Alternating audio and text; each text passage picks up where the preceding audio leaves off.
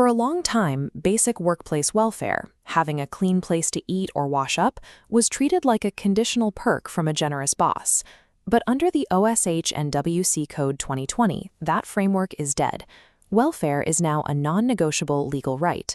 Chapter 6, Section 24 of the Code lays out a universal baseline of basic human needs. These requirements apply to every employer, regardless of size, from the first day of operations. This is how that maps out on an actual floor plan. The law mandates strict universal hygiene facilities. That means separate, adequate spaces for washing, bathing, and locker rooms explicitly designated for male, female, and transgender employees. Beyond hygiene, the code dictates physical relief. If employees bring outside clothes, they need a secure place to store and dry them. And if a shift requires standing for long hours, the layout must include dedicated sitting arrangements for them to rest. Rounding out this universal baseline, adequate first aid boxes must be readily accessible across the facility at all times.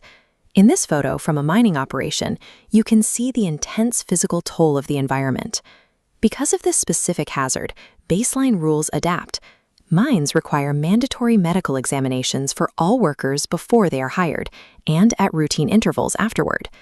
Transport workers have their own tailored baseline. Because they are exposed to the elements, motor transport undertakings must provide uniforms and waterproof raincoats and medical gear positioned right at their operating centers. These baseline rules exist to ensure that human bodies are protected from environmental and physical strain long before a single unit of work is ever produced. But the law doesn't stop at the baseline. It uses a compliance ladder. As your workforce scales in headcount, your legal obligations to worker welfare scale directly with it. Let's look at the first major jump: 50 workers. Once a factory or mine hits 50 ordinary employees, the employer is legally required to build out adequate, gender-separated restrooms, designated shelters, and a dedicated lunchroom. 50 workers also triggers Section 24(3, known as the crush rule. This mandates suitable childcare rooms for the employees' children under the age of 6. The law does build in flexibility here. You don't necessarily have to build a new facility from scratch. Employers can pool their resources to share a common creche or partner with NGOs, private entities, or local governments to fulfill the mandate. Push that headcount to 100, and the lunchroom is no longer enough.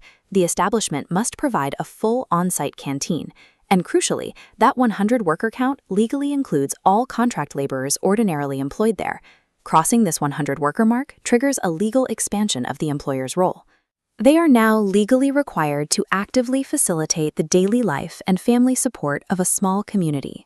This photo shows laborers spread across a vast tea plantation.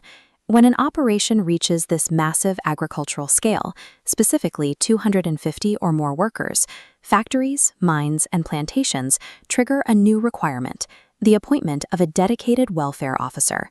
You can think of the welfare officer as the internal enforcer. Their job is to ensure that all these newly scaled rights, like the canteens, the shared crushes, and hygiene facilities, are actually upheld and maintained on the ground. At 500 workers, the scale shifts again. In factories, mines, or construction sites of this size, a simple first aid box is no longer sufficient. The employer must build and maintain a fully equipped ambulance room. Looking at this construction site, we see workers fully exposed to a harsh, transient environment.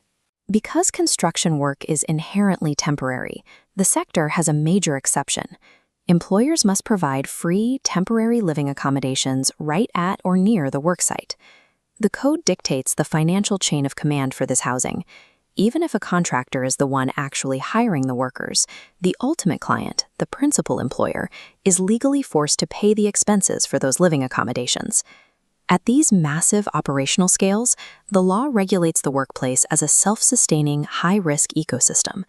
We've just watched a bare floor evolve into a complex web of medical, family, and hygiene facilities. The sheer scale of these legal obligations is massive, but it all comes back to the philosophical core of Chapter 6, found in Section 24. These rules empower the central government to mandate whatever is required to guarantee a decent standard of life for employees. Look at these historical factory conditions. In the past, worker survival and basic dignity were left entirely to the goodwill of the employer. This modern legal framework strips away that reliance on generosity.